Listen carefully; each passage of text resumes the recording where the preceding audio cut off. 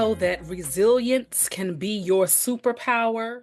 Well, my guest today definitely knows that because Paul Doughty proudly proclaims that resilience is his superpower.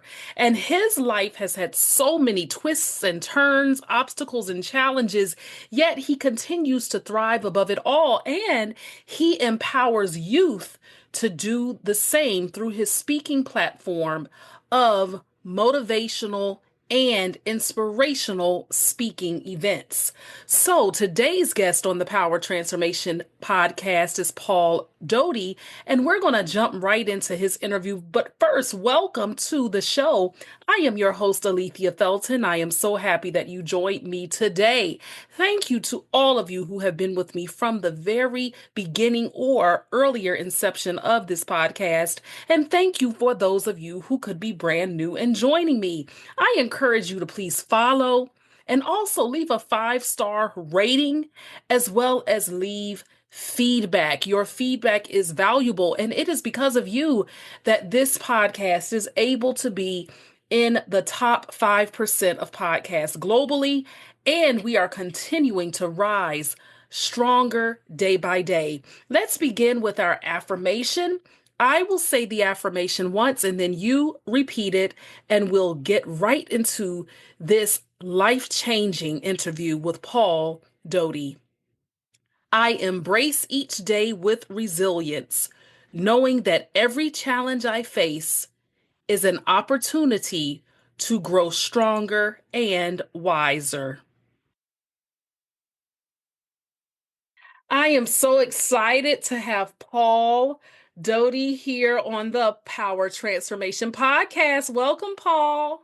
Lethea, hello. Hello, all the audience. Thanks for having me as a guest on your show. I much appreciate that.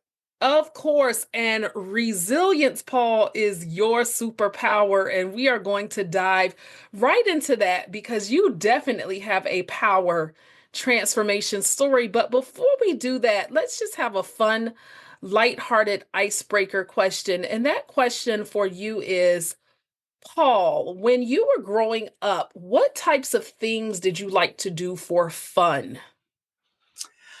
I remember playing with army men, little army Mm, men. They yeah. used to set up and then throw things at them like, they got killed. Yeah. And little cars, little Uh-huh. matchbox cars I used to play with a lot of time. Mhm. And unfortunately, I did some bad things for fun too. As an example, I was a bad kid, so I there was a mailbox in front of the house, and I filled it with apples one time. And so Oh my goodness. Wait a minute. So were there apple trees near where you lived, or did you get them from your house? Where did you get the apples? yeah, what made me think of it is I used to play with the Matchbox cars under the apple tree, and the apple tree was and also under the tree was the mailbox. Wasn't too far away from where I played, so. So in terms of the mailbox, would it be in your mailbox or neighbors' mailboxes? No, no, this is the US mailbox, one of the blue Oh, mailboxes, yeah. and Well, you know, you this is illegal. I'm I thinking don't you I went don't in wanna. neighborhood, put them in neighbors' oh my gosh. Yeah, so since we're talking about transformation, I Yeah. also put a hose in it at one point, turned the water on, and put a hose in the US Oh mailbox. my goodness. Wow. Talk about a turnaround story. Now that is hilarious. Oh, the things that we do as kids. And so, Paul, that is what I was going to get into next is that, we know that resilience is your platform and what you speak on and what you're all about.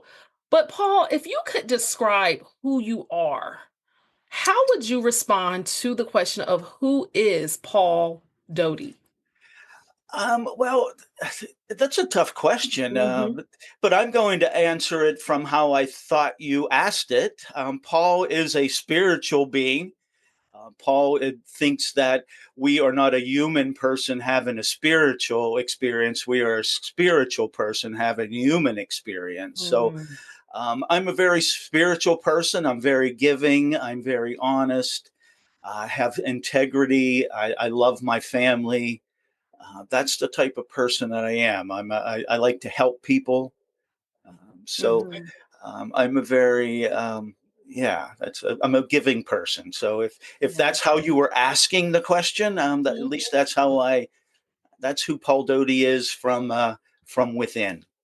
Thank you so much for that. And Paul, you've definitely captured who you are as a person. Now, with this platform of resilience, and we'll dig more into your actual journey, but just explain to us, Paul, what do you do? Are you a speaker? Are you a coach? Are you a teacher? What do you do in this Yeah. area of resilience? And what does resilience mean to you? Yeah, what I'm doing is, since my motive is to help others, and especially young adults and teenagers, because I feel that they need the most help, at least initially, that I'm focused Mhm. on that age group, because I needed the most help, I think, back then.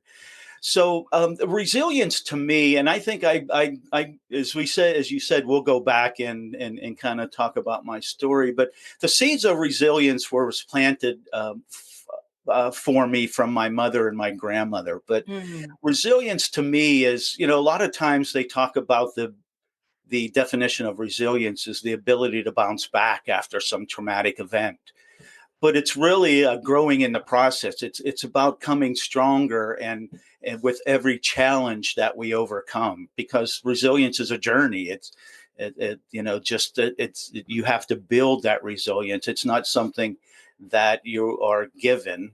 You may be giving it, but you have to develop the resilience. So, yeah, resilience to me is you may be going here with this question.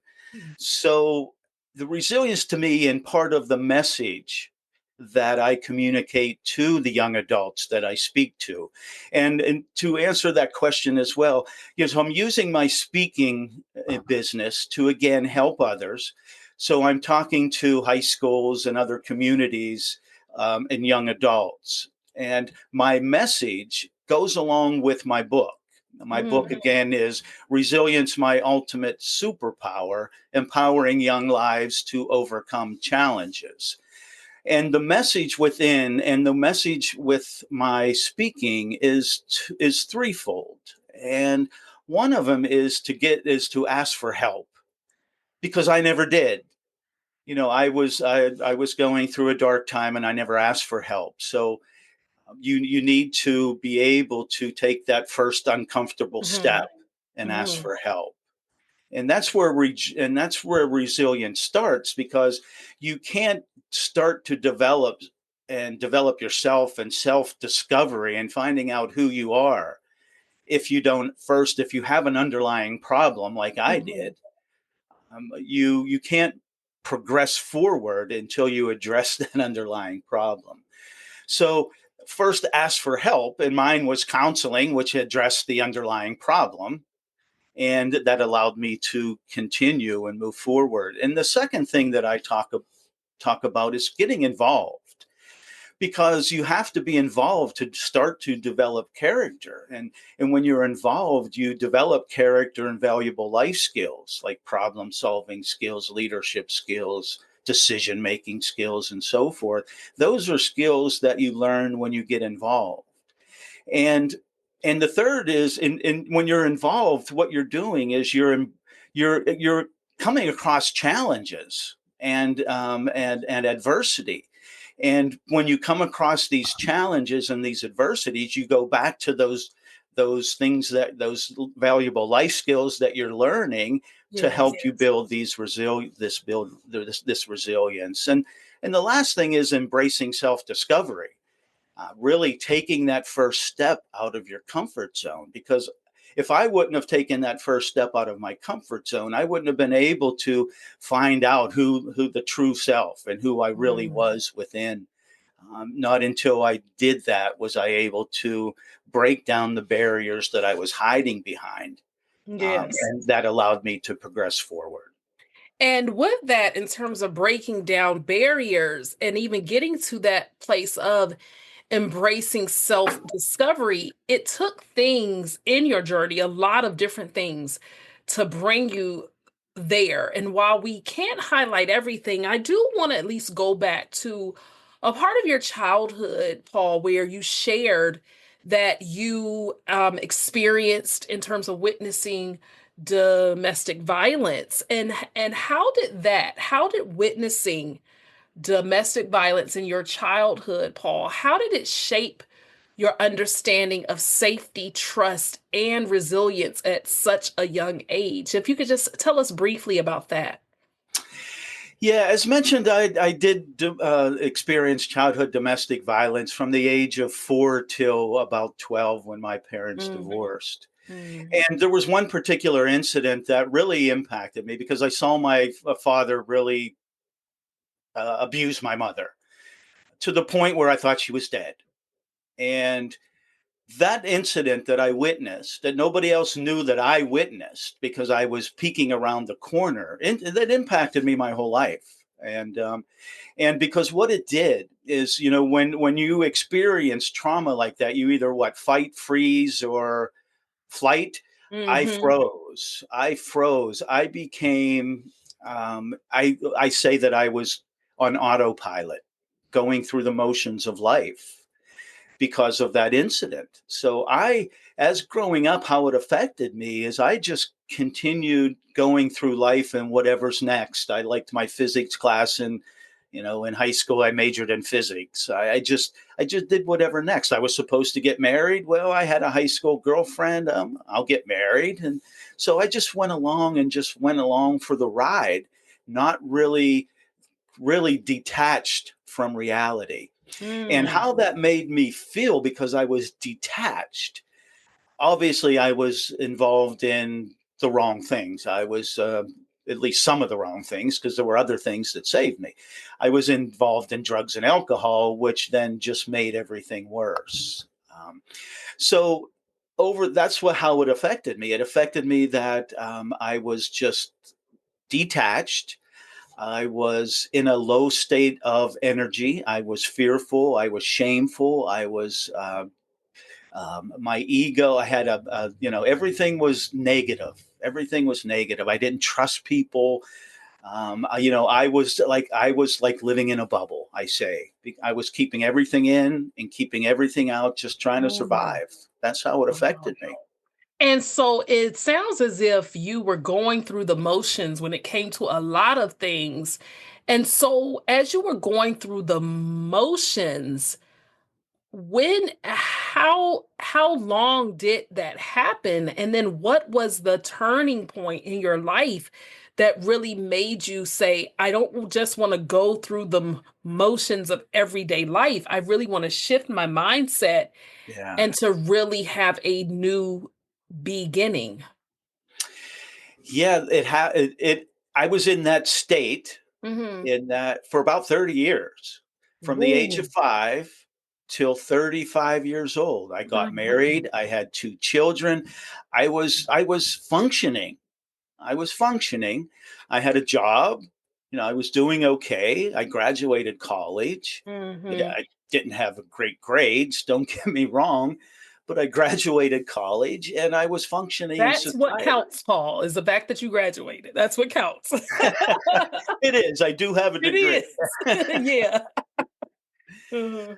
But yeah, so I lost my train of thought now. Uh, No, you had the 2 kids, you were yeah. working, you graduated. Mhm. And I was in this dark place. I was playing rugby. And that Mm. takes 3-4 days a week because you practice 2 days a week, and then we were traveling on weekends, and that introduced even more drugs and alcohol being Mm. involved in that. I mean, it's the best sport in the world, and some of my best friends, but it wasn't conducive in the early '80s when really cocaine and drugs were really bad back then. It's Mhm. bad now, but back then it was a little different. But anyway, I was in that state, and there was people. My mother had given me a book 2 years previously, and it sat on the shelf. I had no interest in a book. So, but and I'll get into that. So I was in this dark place, and I had a DUI. I lost my license for a year, and I said, I got to do something here. Mhm. I after the DUI, I was still drinking. I remember driving home and pulling into the driveway. I woke up the next day, my car doors open. Wow. Like, what the hell are you doing? And Hmm. so something said, okay, you know, got to try something here. So that's when I took that first uncomfortable step. And nobody wants to take that step to therapy as I did, but there's many ways you could take that step depending on what you're struggling with. But I was in a bad place, so I started counseling. And it was apparent to the counselor when I started that I didn't remember anything. So the counselor wrote my mother a letter and said, "You better write Paul a letter." And my mother, the counselor contacted my mother and said, "You better write Paul a letter because he doesn't remember anything." So my mother wrote me a letter, provided me some context of kind of Paul, what happened and when. Yes, Paul, really quickly, I don't mean to cut you off, but I'm curious sure. about this. What was that aha or even that breaking point where you said, I've got to go to counseling? Was it one culminating event that led you to say enough is enough? Like when did you say I've got to get extra help? I was asked that question, and I don't know Oh, if there was like one incident. okay. I Okay. think it was a combination, a Mhm. compilation as Uh-huh. well of all these things. Okay. And when you're going to AA meetings too, there's some things that turn on some lights there as well. So Mhm. I don't know if there was any one thing that did it, but I yeah, understand. Yeah. yeah, Because I asked that because there are people that I have encountered who want to go to therapy, know that they need it, but from their yeah, own hesitancy, they're like, well, I'll get to it, or I'm not sure, or they think what they see on TV is how counseling and therapy is. And for everybody is different. I've had years of having therapy and yeah, it's different for everybody. So your therapist has you to contact your mom, and right. then what happens from there? Yeah, so she wrote me a letter again, provided me some information. Mhm. And that book that sat on the shelf for 2 years, I started listening. It was a cassette tape, and the Mhm. book was called 101 Ways to Transform Your Life by Wow. Dr. Wayne Dyer. Fire, yes. Yeah, and this is like a compilation of many of his writings. Mm, And it really opened up my mind to a lot of things, that there's much more to what we see and the mhm, spiritual side of things. And he talked about dropping your ego and change the perception of what you mhm, think about from negative to positive, and mhm, the whole that whole attraction thing. So it kind of opened my mind up. And with the counseling and the information and watching or listening to this book, that fog started to dissipate a little bit and things started to happen, quite honestly. And mhm, one of them was that, again, the book and so forth. I had just told my wife and kids that I was getting a divorce. Well, wife knew. I just told the kids that I was getting a divorce and that I was leaving. And I was in IT for 30 years, and I was assigned to a project in Cleveland. So the day that I told them, I went to the project site in Cleveland, mhm, and the project site was right next to a church. And I never used to go to church, not much interest in church back then. But again, with the reading that I was reading, so I went over to mass a few times at lunch hour. mhm. The power hour, as they Yeah, call uh-huh. it. Mhm, So I went to mass a few times, and I ended up writing a letter to the priest, telling him I'm going through all this change. I just left my wife and kids. I'm in this dark space, and I met with the priest, and he said, the result of that meeting, he said, just pray. What is it that you want from me right now, oh Lord? Okay, so I left with that. A couple months later, a month or two later, I'm sitting at a bar, drowning my sorrows. It was busy, lots of patrons running around, a couple bartenders, a DJ playing music behind me, and I'm sitting there drinking. And I look at a bottle of vodka behind the bar, and I say to myself, "What is it that you want from me right now, oh Lord?" And soon as I said that, the DJ behind me said, "Yes, that is God." Okay. I didn't turn around to look. I didn't need to. I knew he was talking to me. Then another thing happened. I was in this busy public area by the beach, Hmm. and I was looking for a place to pray this day. Again, I wasn't looking, I don't always look for a place to pray. Something was calling me this day. Yeah. So I said, well, I'll just drive along that coastal road and see if I can find a place to pray. So I'm driving along the road and I come down around the corner and I see this big opening and it overlooks the ocean and a lighthouse. So I pull my car down and I come walking up and I look down and there's this circular formation in the ground. It was outlined with rocks. It was a Wow. labyrinth. Yeah, a labyrinth. Yeah. Yes. Yeah, and labyrinths have been used, as you may know, for thousands of years as a spiritual tool for meditation and reflection. And a labyrinth has one way in and one way out. And I Mm-hmm. started walking through this labyrinth, and I get to the center of the labyrinth, and I look down. There's this little pile of rocks, and sticking out of this pile of rocks is a crucifix of Hmm. Jesus. And this overlooks the ocean that has a lighthouse. And this lighthouse flashes 143. The light goes 1 and 4 3 for I Hmm. love you. Okay. Yes. Uh-huh. So somebody was trying to Wow. tell me something, right? Yeah, exactly. That's super And natural, no doubt. yeah, and what ended up happening is I made the decision that on September 12th, 1998, I made the decision to quit drinking. And Mm. it's been 26 years since I've had a drink. Wow. So and that all occurred like you asked, that occurred. This doesn't, you don't snap your fingers. That the drinking thing did. I said I'm done, and it Cold was turkey. divine intervention, Wow. and I'm done.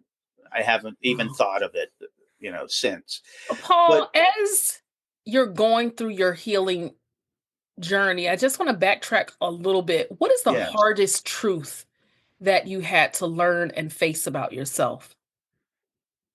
to forgive, Mm.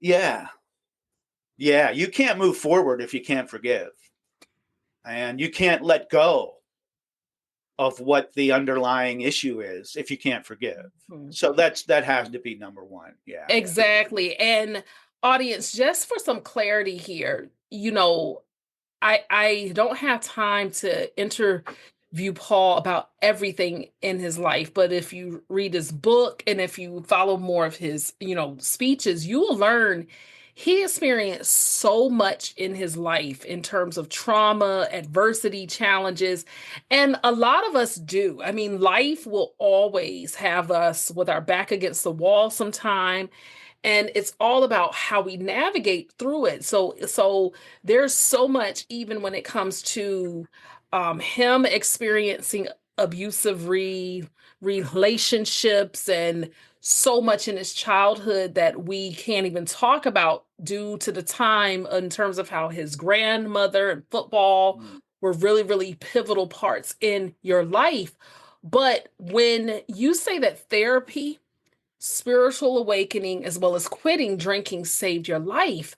mm, So, what specific internal work, Paul, did you do to truly embrace transformation as opposed to just brushing past it or not taking it seriously?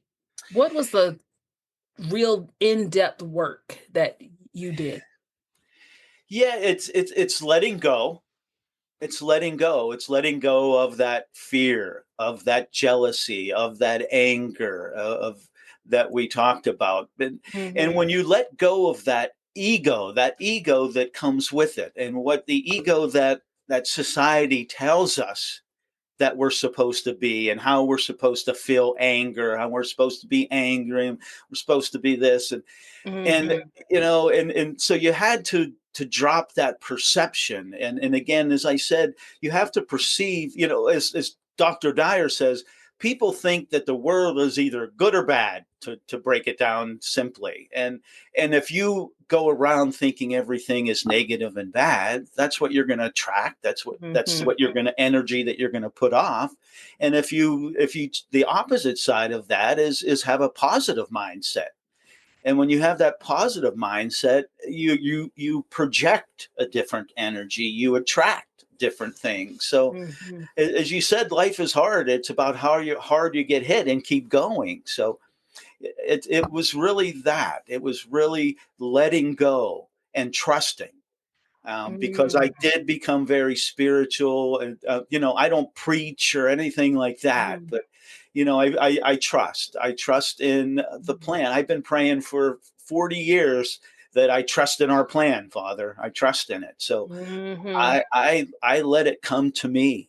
I let it come to me. And one of the biggest things I think I learned, which is part of resilience, is that I don't let the actions of others affect me. I control what my actions. I don't let the actions of others control me. I'm responsible for my actions and reactions.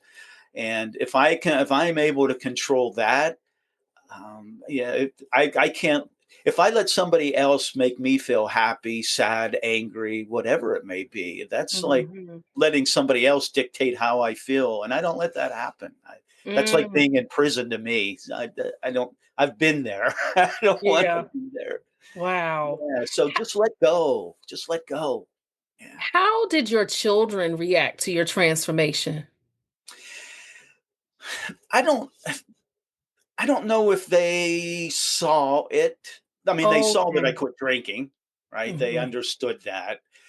Well, maybe let me back up a little bit. I mean, they had to see it, right? They Mm-hmm. saw that I quit drinking. I became a different person. Now, why I think I kind of hesitated is because I have 6 kids. I have, Oh, okay. Okay. I was I still have, on the two that you yeah, had. I have 2 kids with my first wife. I Okay. have 3 step kids with my second ex-wife, Mhm. and a third. My second wife, I had a child, so we had. Oh, okay. So Okay. yeah, Makes so sense now. So let me rephrase that question. With the two oldest kids who saw yes. a lot of it, have they talked to you about the transformation that you've made or anything like that? How did it affect them? They haven't. They are rather quiet, I got my you. I first 2 understand. children, Yeah. but, what occurred is my daughter came to one of my talks Oh, where I talk about what occurred, and, and my another son listened to a podcast that I was on, and they're like, wow. "Wow, I didn't know those things." I was like, "No, Mm, nobody did," because again, I didn't tell anybody. So I think they've learned over the course of my new career mm-hmm, that they're learning what I went through. And because I told my daughter after that mm-hmm. first talk, I said, "Katie, I could have been married to anybody. I could have been married to Marilyn Monroe, and it wouldn't have mattered. Wow. It wouldn't have." And so I think she understood a little bit better after Mm. that, because they always question, "Why did you leave?" I at the time we had gotten together, and my first wife she replaced my mother. Quite honestly, Okay. I learned Got that you. through therapy and everything, right? So she was very caring, and she took that mother Mhm. role, and that's why I kind of got married. Again, I was lost at this Yeah. time, right? I was lost. So they Mhm. understood after they hear my speeches and read my book. And I asked that specifically, and I like how you answered that is because sometimes while I don't have children of my own, do have parents who are still alive, still married, etc. But one of the things that I've come to realize as a woman now is that when kids are kids, we typically see our parent as just the parent. But as I've grown more into Um, adulthood, I realized, and I just said this to my mom, if not last night, a couple of nights ago, is how I see more intimately now that just because there are parents, they're still adults yeah, navigating their own lives, working through their own issues. The children come with that, but it's a separation where kids only see mom is mom, dad is dad. But in yeah, big picture, in the big scheme of things, they're human beings trying to do their very best to navigate this world. And so therefore, that's why I ask that, because it shows more of the humanness and what you've had to do to fight through the yeah. darkness, and just not through the drinking. You've had depression in the past, suicidal thoughts, Lyme disease. I mean, Paul, when it rains, it pours sometimes. And so, not Yeah. making light of those situations, but what became, in addition to the spiritual awakening, what became your lifeline during those moments? And how did you learn to shift from loss to purpose? And what fuels your passion to empower people today? Hmm. Wow. As I said, I really like to help people, and what Yeah. fuels my passion, I think that is kind of what's in the incinerator. Mm-hmm. And as I said, because of the struggles I had when I was young, Mm-hmm. and the of what I didn't do, of not speaking up, and what I did do of being involved in playing sports and having a mentor, a supportive adult like my grandmother that saved me, and she didn't even know it. It's those types of things that allowed me to stay in a positive zone, Mm-hmm. to really, and I really fell back when Mm-hmm. I kind of came to this awakening. I really fell back on my spirituality, and Mm-hmm. really trusting, and really, if you and Dr. Dyer talks about, is just turning it over, and turning it over to God, and say, take this for me, help me, this, and just turn it over, and let the result, as I said, just let it come. So, and so with, again, the thoughts of, I'm not going to let, if somebody acts like an idiot and calls me an idiot, so what? and Mm-hmm. and then having the trust underneath that, that that everything is going to be okay, Yeah. that makes you grounded. It really grounds you and provides you with a sense of peace, and a Mm. sense of purpose.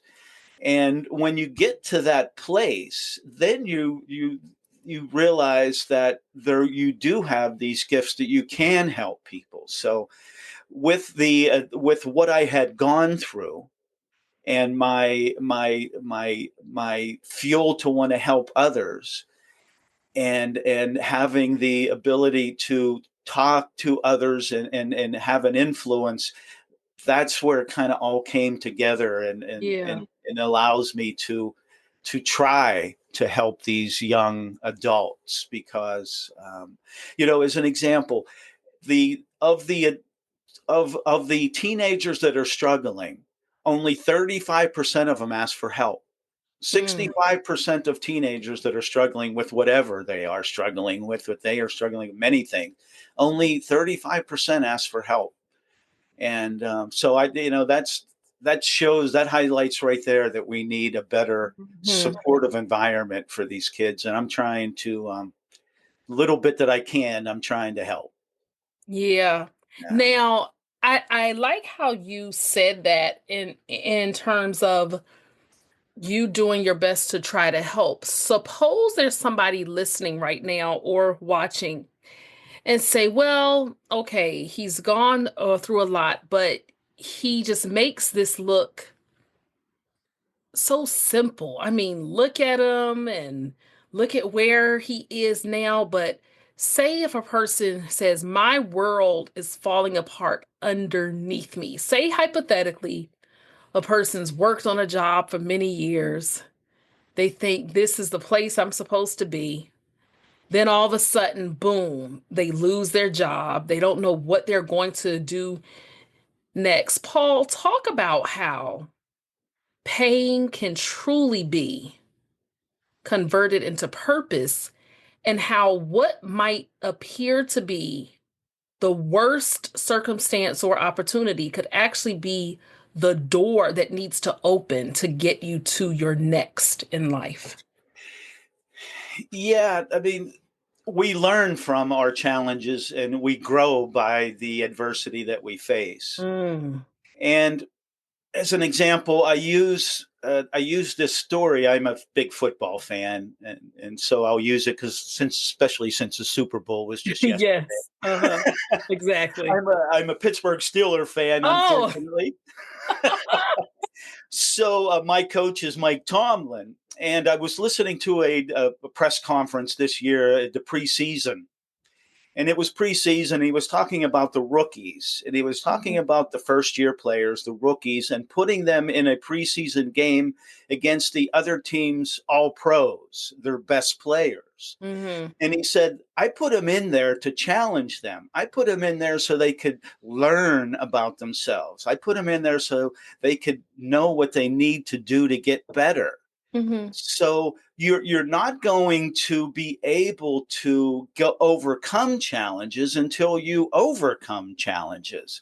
And so because you grow stronger in that process. So is there an easy answer for one that is struggling with whatever it may be, drugs and alcohol or a job loss or anything? No, it's not an easy answer.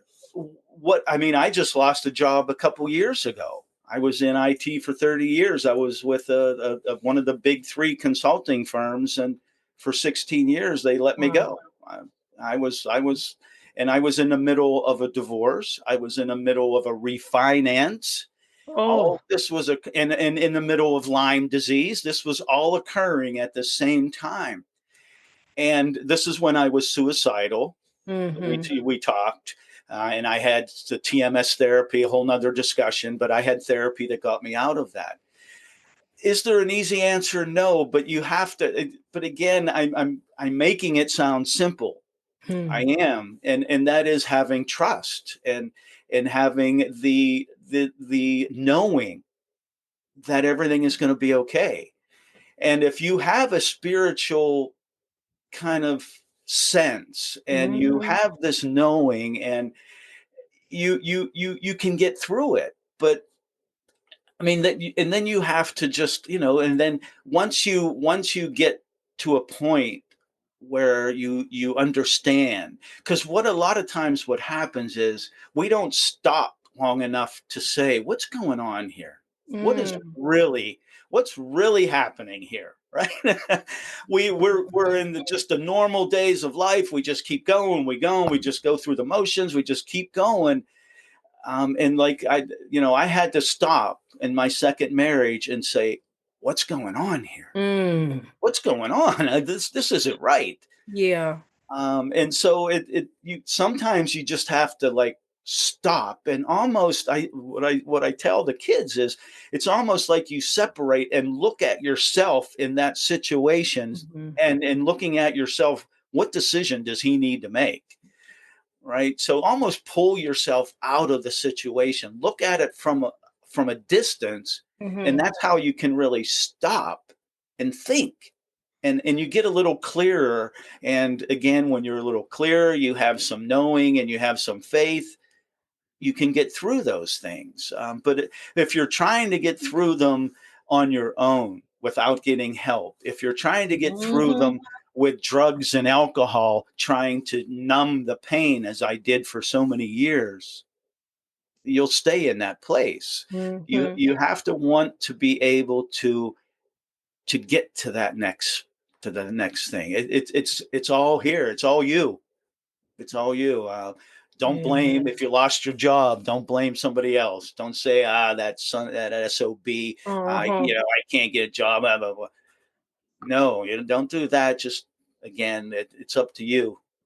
That is Control what you can control. Yeah, that is beautifully stated. And what I gleaned from that or gained from that also, Paul, that I think is so important. People may see you or me and say, wow, they've experienced a lot of things in their life. Yeah, but look at them now. And I've had to inform people that the work and the practice and the continuation of implementing what we got from therapy or just our own lives, that never stops. It's ongoing, Yeah, continued work, and it's it work. does not happen overnight. Now, when I got to a particular place, I look back on things and I say, wow, looking back on it, those years went by quickly. Yeah, But when you're doing the work, it never ends. It just does not stop. And so,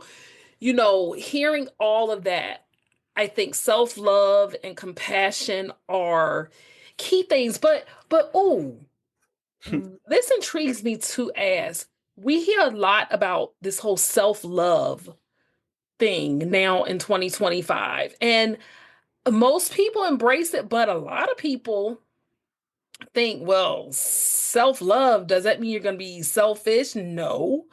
But my question to you is, Paul, what does self-love mean to you, and how does it differ from the ways that you sought validation in your past?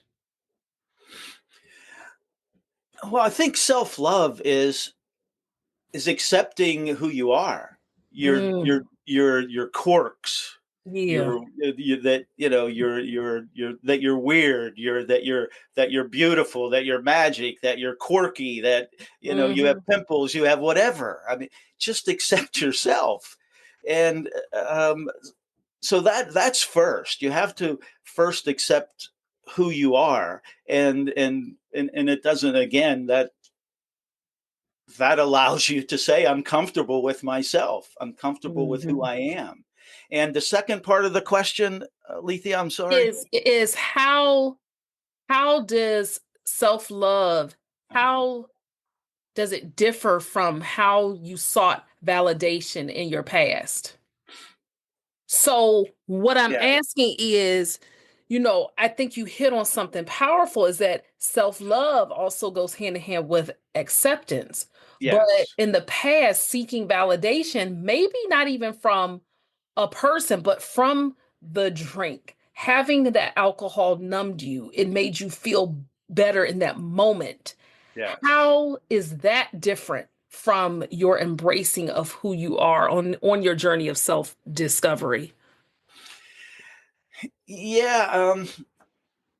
Well, when you're in that dark place, Hmm. you're not doing the right things. You're not treating people the right way. Yeah. You're again in a low energy state. In Hmm. that low energy state. So um, I lost my train of thought again. No, it's totally fine. This is just a conversation. This is Yeah, just us talking. Yes, yeah, it's more so, and you really didn't lose your train of thought from what I'm hearing. I think that you make a good point in that it's important to note that where you are now in the space and place, you're not the same person. And in yeah, that moment, you're doing it because it's there, because it's something that helps you numb a lot of what you are feeling. And I ask yeah, that specifically because of the fact there are people who are still going through the motions. They yeah, may have attained a certain level of achievement and success. And it's important, even in your audience with teens, as they're still going through hormonal changes and life changes and dealing with things at home. is that I think it's so very important for them to really understand the importance of accepting themselves now and Yeah. knowing they're going to continue evolving and growing and being. Whereas I know that I can speak for myself in high school. I always had what I thought was high self esteem. But as I lived life, I noticed there were a lot of things about myself that I wasn't accepting of. And it took years to actually get there.